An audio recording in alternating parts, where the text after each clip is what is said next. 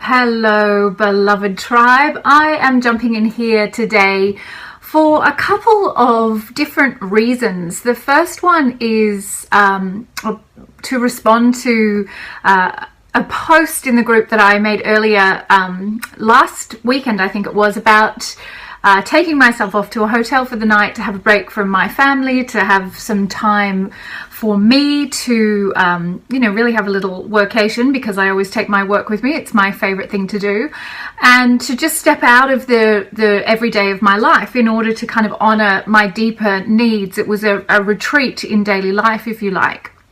And one of the beautiful women in this group commented that she would love to do that, but she would be too guilty, to feel too guilty to leave her family. I'm paraphrasing there, but that was the gist of it. And instantly, of course, I felt a mini masterclass come on, because I think this is probably one of the things closest to my heart. I have a pretty big heart. There are often lots and lots of things close to it. But the way that we think about our parenting and our partnering relationships is often something that I enjoy talking about, because I find there's a lot of stuff that goes on in the name of those particular relationships that have nothing to do with love. So the other thing I want to talk about, that I woke up this morning just full of the awareness that I'd obviously had some kind of download overnight, that people will often say to me, or the question will be asked in spiritual circles, how can I tell the difference between my fear and my intuition? And I've written about this before, and I've done videos about it before, but as I woke up this morning, I became fully aware of what the true nature of that question is. And it's very interesting, because it fits very well into this question of how could I leave my family? I would feel too guilty to do that. And I think that the two things go really close together. You know, the question that was posted, or the idea of feeling guilt around leaving your family for a night, or however long it is, it really triggered something in me. And I found myself having imaginary conversations in my head for days and days afterwards. But today's the first time I've had an actual chance to respond. And so I just want to make sure that I'm going to sort of do it justice, because it really took me a lot to come to a place where I felt like I could respond with love, because of course love is all there is. And we can, when we get very ranty, as I'm inclined to do, actually feel like we're sort of not responding from love, we're responding from something else. But I really don't want to waste this opportunity. I really want to do this justice, this idea of how do we know the difference between our intuition and our fear, and this idea of how can I leave my family without feeling guilty. Even though they seem like very different things, I don't think they are. And I think what we're talking about is this. And I had to zoom out and zoom out and zoom out on this till I found the perspective I wanted to talk about it from. And that is the perspective of the nature of love. And the way we often will define love in very unloving ways. We will practice love in very unloving ways. And it's actually a conversation about what it is that we co-opt into or under the name of love that has nothing to do with love. And yet we will use that faulty co-option of love as an excuse for all sorts of self-limiting behavior, as well as behavior that limits the people around us.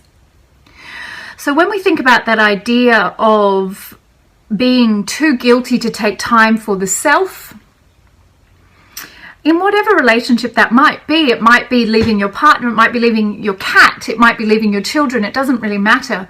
When we think about the idea of I love my family too much to leave them, because if I left them for however long that might be, I would feel guilt. What we're actually saying is, I fear too much. I'm too afraid to leave my family. And so we're actually not loving at all by using guilt as a motivator for that love. Now, that's not to take anything away from the love that I know that Helen genuinely feels for her family, but rather where we let feelings of guilt or shame motivate our love, we're actually not loving at all. And in fact, energetically, metaphysically, we're implanting that guilt and shame into those we claim to love. And we're programming their consciousness with our fear consciousness. Those choices that we make from the lower vibrations, the vibrations of fear, have nothing to do with love at all. And yet we will often manipulate and control those in our lives and be manipulated and controlled by the ones we love in the name of fear. Or, the person will say that they're loving. The person will say, it would be much better for me if you stay home tonight rather than going to that women's circle because we've had a really long day and we haven't had time together. And I feel if you stay home and just sit with me on the couch, my beloved wife, then we're having a really good relationship. And that desire that you had to go and sit with your sisters in sacred circle, you shelve instantly because you suddenly feel a guilt response. Even though the words of your partner might be loving, what they're actually saying is, I don't love you enough to let you be free to be you. So anytime where we're changing ourselves in order to accommodate another, that's not love. What happens in the name of love is so often nothing to do with love. And if you look to your own intimate and personal relationships, you might see how often that plays out, that you're moderating or modifying your behavior in order to prevent the other person having an unloving feeling towards you. So it's not actually love that you're craving. It's the absence of love that you're responding to. You're letting yourself be guided by something external to you. The idea that we would not do something we deeply desired to do in order to stop or prevent anyone else in our life from having a negative thought about us is us in low or no self-worth. So we're actually deeply unloving. We're unloving to ourselves. And this is where the idea of is it fear or is it intuition dovetails with this idea of that guilt. The idea is never a question of, is it my fear or is it my intuition? The question is it my fear or is it my love? This is a very interesting thing for us to get our head around. It's that our intuition only ever comes as the whisperings of the universe, as the benevolent universe guiding us. It is never a fearful thing that our intuition brings us. What we're afraid of, what it triggers, is that fear of change that the intuition is drawing up from inside of us when we think about what might have to change. And so this is very often where we'll pretend that it's our love guiding us. We feel very strongly that a relationship's over and we need to leave, but we don't, because we think it's the loving thing to do to stay with someone we're no longer in love with, lest we hurt them. So in fact, we're not being loving at all. We're being manipulative and controlling, and we're assuming we know best for everybody around us. And this is a very, very common situation where we are anticipating what the other person's response will be. And so we ignore our intuition in terror or fear of how the world around us might respond. And in truth, if we were willing to go with that intuition, this is what Marianne Williamson says, we make a switch. When we make that switch from fear to love, we open the door to possibilities or the miracle in time and space that did not previously exist. So it is not until you make the switch to love, or in other words, choose to listen to your intuition, that the resolution of what you fear most will occur. It's entirely impossible to see the outcome of following your intuition until you start following your intuition. You cannot get a guarantee. So we cannot live in a loving reality until we make a choice to switch from fear to love. It's literally a switch. And that switch is what opens the possibility in the space-time continuum for the miracle to arrive. Otherwise, we are continually preventing that download. We are continually living small, playing small, pretending that our fear is love in order to try and protect everybody and everything from inevitable change, and causing ongoing consternation for ourselves and everyone around us in so doing.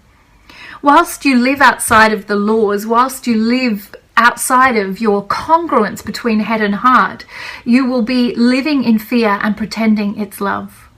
And that doesn't matter what you apply that to. It is the same for your parenting relationship, your partnering relationship, your relationship with yourself, your relationship with your intuition.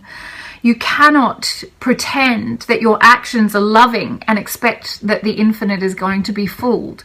If you are choosing to behave in a fearful way towards the world will present itself fearfully. But if you make that switch to love, literally, the love that you are seeking, the miracle that you are seeking can open up in the possibility can open in the time-space continuum.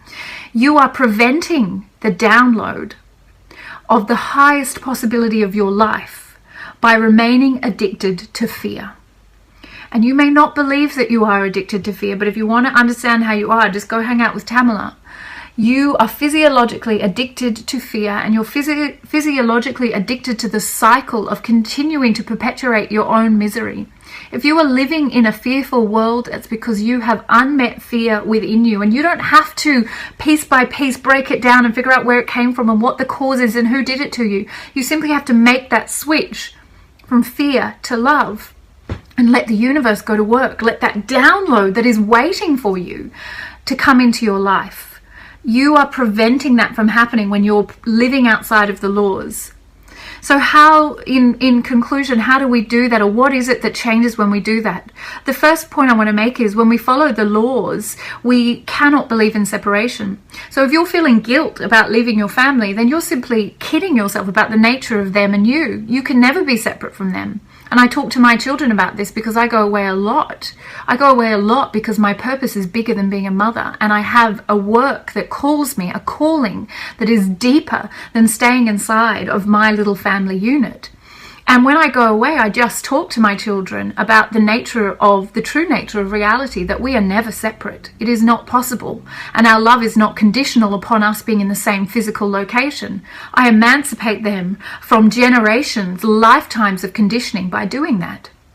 When we understand the law of correspondence, as within, so without, that I cannot feel guilt and shame and expect to see the world full of love, I simply cannot be judging the world or be angry with the world or think that the world is punishing me and expect anything to be different. As Marianne Williamson says, until you make that switch from fear to love, you are preventing the download of love coming into your life.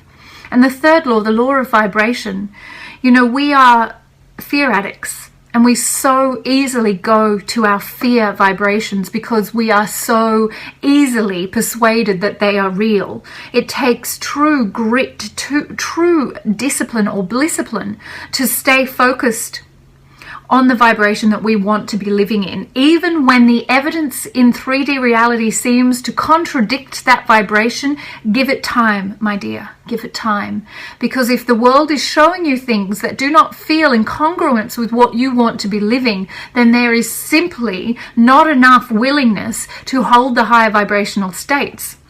Sometimes we are actually actively seeking to be disappointed because we are so familiar with that we don't even know that we're primed for it all of the time. So what are you primed for? Are you primed for the miracle, or are you primed for things to go wrong because that is the story of your life, and according to you that is your the subconscious level, that is what life is?